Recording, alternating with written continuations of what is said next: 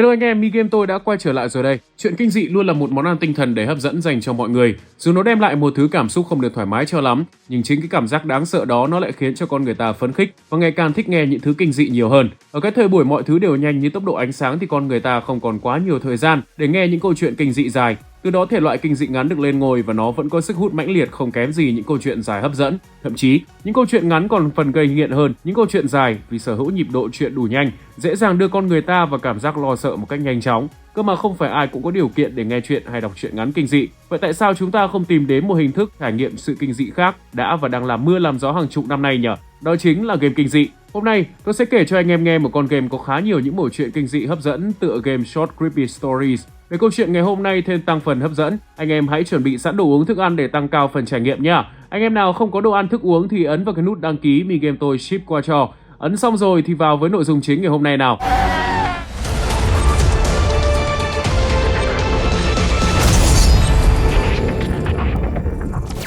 Trong Short Creepy Stories có nhiều mẩu chuyện ngắn khác nhau nhưng vì thời lượng video không đủ dài nên tôi chỉ xin anh em khoảng 13 phút cuộc đời để kể về câu chuyện Nightmare Next Door thôi anh em nhé. Phần game Nightmare Next Door được dựa trên truyện kinh dị The Woman Next Door trong loạt tiểu thuyết The New Tales of Terror của tác giả Hirokazu Kihara và Ichiro Nakayama. Tác phẩm này cũng đã được chuyển thể thành truyện tranh bởi họa sĩ nổi tiếng Junji Ito. Anh em có thể tìm đọc rất nhiều những ấn phẩm nổi tiếng của tác giả này, ví dụ như Tomie, câu chuyện về một cô gái bí ẩn với những khả năng siêu nhiên. Nhân vật Nano nổi đình nổi đám trên màn ảnh được lấy cảm hứng từ Tomie đấy anh em. Hay câu chuyện về những xoắn ốc gây ám ảnh thị giác Uzumaki. Từ đó mà Junji Ito là cái tên bảo chứng cho những tác phẩm truyện tranh đặc biệt hấp dẫn. Thế nên anh em cứ tin tưởng vào chất lượng câu chuyện trong Nightmare Next Door nhá.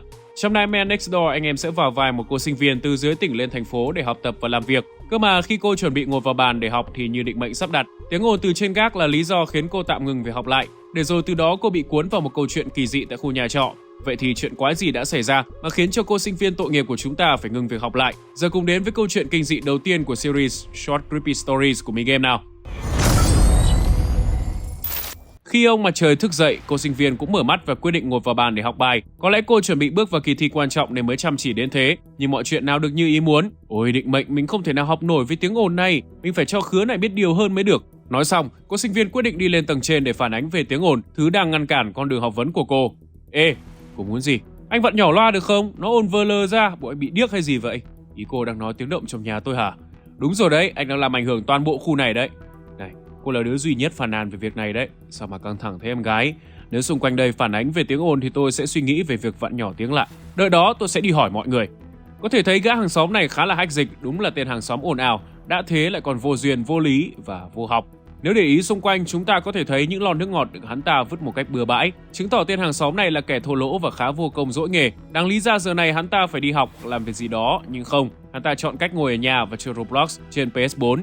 Tạm thời bỏ qua gã hàng xóm khó chịu, cô sinh viên bắt đầu đi hỏi ý kiến của người hàng xóm kế bên, nhưng tiếc thay không có ai ra mở cửa cho cô. Cô sinh viên khá thất vọng và quay lại nói chuyện với gã hàng xóm ồn ào kia. Hình như méo có ai ở nhà nhỉ? Hình như họ rất ít khi ở nhà thì phải. Thường xuyên vắng nhà, hay đó chỉ là một căn phòng trống không có người? Vì vậy nên chẳng có ai phàn nàn về tiếng ồn anh tạo ra. Không đâu, căn phòng đấy có người mà. Lâu lâu tôi còn nghe thấy cả tiếng đóng mở cửa. Chẳng có hôm nay méo có ở nhà thôi. Gã hàng xóm chưa kịp nói hết câu thì bỗng nhiên có một người phụ nữ mặc đồ đen bước ra từ căn phòng kế bên. Cô ta dường như không quan tâm đến những người xung quanh. Cô ta rời đi một cách vô cùng bí ẩn.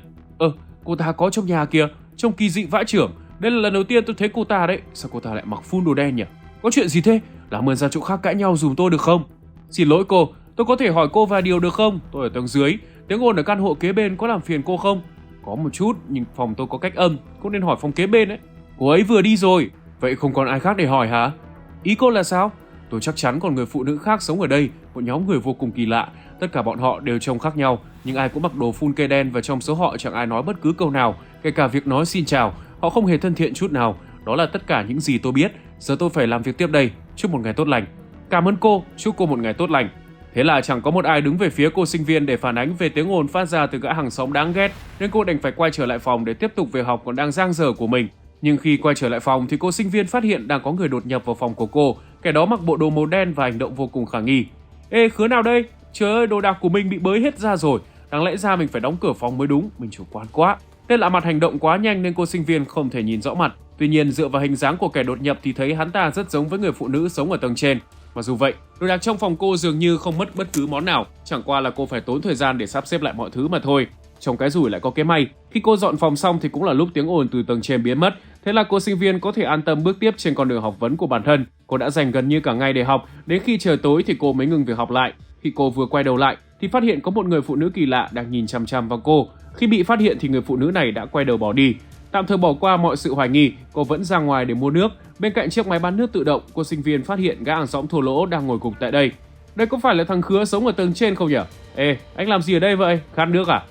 Ồ, là cô à? Đừng có thấp thò như thế chứ. Chuyện gì đã xảy ra vậy? Sao mặt anh trắng bệch thế? Có khát nước không?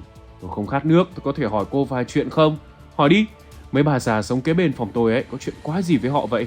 Ý anh là sao? Không có ý gì cả, tôi không biết có bao nhiêu người sống trong căn nhà đó, nhưng họ chưa bao giờ phát ra bất cứ âm thanh nào cả. Với bức tường mỏng vờ lờ ở phòng tôi thì đáng lý ra tôi phải nghe được một chút gì chứ đúng không? Ví dụ tiếng họ xì xào nói chuyện hay tiếng chân của họ. Chính vì điều đó mà tôi sợ vãi cả da quần đây này. À, định mệnh, hết cả hồn. Họ là ai vậy trời? Họ làm cái vẹo gì ở kế bên phòng tôi vậy? Họ làm gì mà họ lại không phát ra âm thanh với ta? Anh rảnh quá đấy, có cái gì đâu mà sợ. Thôi tôi về phòng đây, gặp lại anh sau. Khi cô sinh viên vừa quay trở lại phòng thì bỗng nhiên nghe một tiếng la thất thanh phát ra từ tầng trên. Với bản tính tò mò nhiều hơn hào hiệp, cô quyết định sẽ tiến lên phía trên để xem thử chuyện gì đã xảy ra. Trên đường đi lên tầng trên, cô sinh viên bắt gặp một con mèo kỳ lạ kế bên chiếc máy bán nước tự động. Nhiều người đồn rằng con mèo kỳ lạ này có một gương mặt vô cùng đáng sợ và ám ảnh. Nếu anh em để ý, thì họa tiết trên lưng của con mèo sẽ tạo thành hình của một chiếc đầu lâu trông khá đáng sợ. Thực chất thì đây chính là con mèo John trong một tác phẩm khác của Junji Ito. Con mèo này được tác giả tạo ra dựa trên con mèo ông nuôi ở ngoài đời, nên có lẽ đây chỉ là một easter egg được nhà làm game thêm vào cho tăng phần thú vị mà thôi. Giờ chúng ta quay trở lại với câu chuyện nào. Lên đến nơi, cô gõ cửa phòng, gã hàng xóm ồn ào nhưng không thấy ai trả lời. Vì quá tò mò cộng thêm một phần lo lắng cho gã hàng xóm nên cô sinh viên quyết định đột nhập vào phòng hắn ta. May thay cánh cửa không khóa nên cô dễ dàng vào được bên trong. Bên trong căn phòng là một mớ hỗn độn, bàn ghế thì bừa bộn, tivi hỏng màn hình, cửa sổ thì mở toang. Đặc biệt trên tường nhà lão hàng xóm còn có khoét một cái lỗ vô cùng kỳ lạ. Đây là chiếc lỗ do gã hàng xóm đã khoét để theo dõi việc làm của đám người phụ nữ bí ẩn phòng kế bên. Khi cô sinh viên nhìn qua chiếc lỗ thì một cảnh tượng vô cùng ám ảnh đã đập vào mắt cô.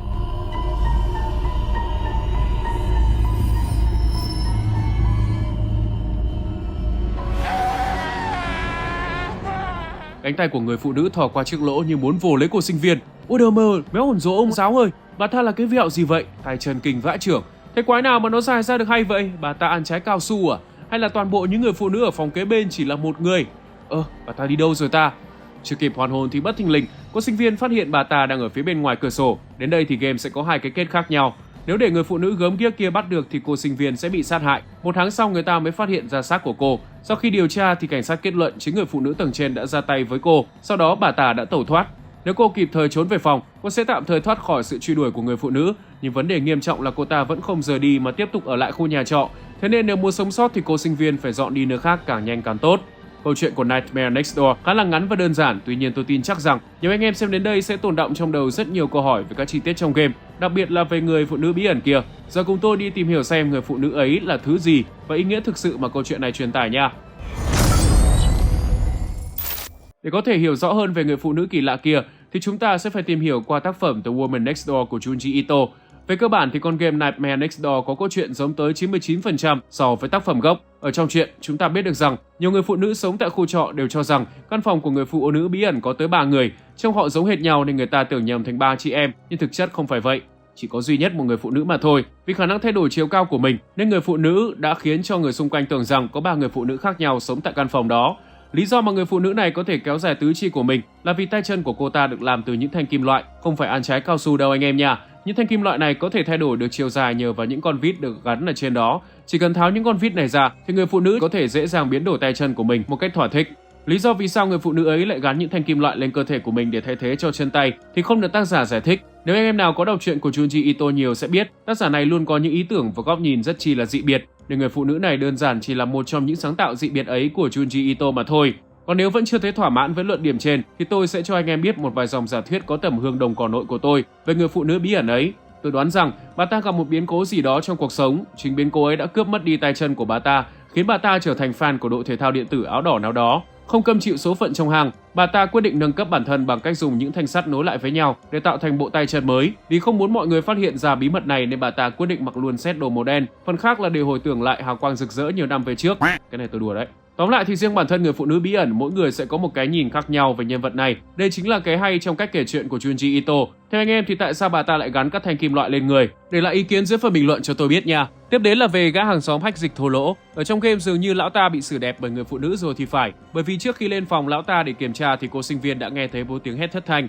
Nhưng ở trong chuyện thì lại không như vậy. Sau khi phát hiện ra bí mật của người phụ nữ, vì quá hoảng sợ mà lão hàng xóm này đã dọn nhà đi nơi khác. Sau đó thì nhân vật chính quyết định dọn phòng lên trên, tức là cô sẽ ở trong phòng mà lão hàng xóm kia để lại. Kể từ lúc đó cô mới dần dần phát hiện ra bí mật của người phụ nữ. Nhìn tổng thể thì đây chỉ là một mẩu chuyện ngắn kinh dị khá đơn giản, gần như chẳng có khúc cua nào khiến cho người đọc phải trầm trồ. Nhưng cái hay mà Junji Ito để lại chính là khiến người ta phải suy ngẫm, vì trong mỗi tác phẩm của ông luôn ẩn chứa những bài học đắt giá. Với tờ Woman Next Door, rất dễ để chúng ta nhận ra được bài học nếu muốn sống yên ổn thì tốt nhất là đừng làm phiền người khác. Ở trong game, các đàn ông tầng trên vì làm ồn cô sinh viên tầng dưới, cộng thêm cái bản tính tò mò mà đã phải bỏ mạng. Ở trong chuyện thì cũng phải cuốn gói mà dọn đi nơi khác cũng chỉ vì cái thói tò mò ấy. Nếu nhìn lại người phụ nữ bí ẩn kia hoàn toàn hiền lành, nếu không ai gây ảnh hưởng đến bà ta thì bà ta cũng chẳng làm bất cứ điều gì ảnh hưởng đến ai. Minh chứng là mọi người sống trong khu nhà trọ đều bình yên vô sự trong một quãng thời gian dài. Bà ta chỉ thực sự tấn công người khác khi họ làm phiền mà thôi. Lão hàng xóm đã khoét một lỗ trên tường để theo dõi bà ta. Cái giá phải trả là mạng sống. Anh em cứ thử tưởng tượng mà xem. Tự nhiên có một tên nào đó sống nhà kế bên luôn lén lút theo dõi mọi hành động của anh em thì anh em có cay cú không? Về phần cô sinh viên, cũng chỉ vì tò mò nhìn vào chiếc lỗ nên cô cũng bị rơi vào tầm ngắm của người phụ nữ. Đơn giản là bà ta đang muốn có một cuộc sống yên ổn mà thôi. Nhưng những người xung quanh lại ép bà ta rơi vào con đường tội lỗi. Ở trong chuyện thì bà ta còn chẳng ra tay sát hại một ai cả. Chỉ đơn giản là bà ta đang cố gắng đuổi những người khác đã biết được bí mật của mình đi nơi khác, để bản thân bà ta có một cuộc sống yên bình mà thôi. Thế nên, bài học rút ra ở đây là sống ở đời đừng tọc mạch can thiệp vào câu chuyện của người khác quá sâu anh em nha. Hóng chuyện vui thật nhưng chỉ nên dừng lại mức hóng thôi. Đừng tiến sâu quá không rút ra được thì dại dột lắm. Ok, ở trên là toàn bộ câu chuyện của Nightmare Next Door. Về cơ bản thì cũng chỉ là một mẩu chuyện ngắn xàm xí tôi kể cho anh em nghe cho vui thôi, chứ nó chẳng có giá trị nhân văn gì đâu. Thế nên đừng quá khắt khe với nhau nha. Nếu thấy video thú vị thì đừng tiếc với tôi một nút like. Còn nếu thấy video chưa đủ hay thì cũng đừng tiếc với tôi một nút like luôn. Like với đăng ký càng nhiều thì động lực để tôi ra thêm những nội dung hấp dẫn càng tăng. Giờ thì chuyên mục trả lời bình luận đã quay trở lại rồi đây. Bạn Vinh Vlog hỏi sao Mi Game trí tưởng tượng phong phú quá vậy? Tôi xin chia sẻ thật lòng là chỉ cần ăn đúng thứ cần ăn, uống đúng thứ cần uống thì trí tưởng tượng của anh em tự động bay cao và xa nha. Bạn Tú Anh Vũ hỏi Mi Game là robot à? Không phải đâu bạn ơi, Mi Game là gái anime nha bạn. Bạn Hồ Tiêu chưa yêu hỏi nghe nói Mi Game phá án giỏi lắm. Thế anh suy luận xem, vì sao tới giờ em chưa có người yêu? Cái này cũng dễ thôi, để hình boy anime thì ế là đúng rồi. Đổi sang hình gái anime đi, người yêu xếp thành hàng luôn đấy chứ. Bạn Đàn Con VN nói xem xong Mi Game học giỏi ngữ văn lúc nào chẳng hay. Thật ra xem Mi Game xong còn học giỏi nhiều môn khác nữa chứ không chỉ riêng ngữ văn đâu anh em ạ. Bạn Văn Dương hỏi Mi Game có thích chó không? Em thì thích anh lắm. Tôi thích chó lắm nha, tôi cũng thích bạn nữa. Nếu bạn là gái thì tôi chuyển từ thích qua yêu luôn. Hôm nay tới đây thôi nha. Nếu muốn tôi phân tích con game nào thì để lại dưới phần bình luận cho tôi biết. Còn ai muốn lên TV thì bình luận cho mặn mòi vào. Vui thì tôi bế lên TV, không vui thì đến hôm nào vui tôi sẽ bế lên TV. Ai muốn gửi lời tới crush thì bình luận phía bên dưới luôn, tôi chuyển lời giúp cho. Đừng quên khung giờ 18 giờ các ngày thứ hai, thứ 6 hàng tuần để đón chờ những nội dung mới đến từ Mi Game. Giờ thì cảm ơn anh em đã theo dõi. Xin chào và hẹn gặp lại ở những video tiếp theo.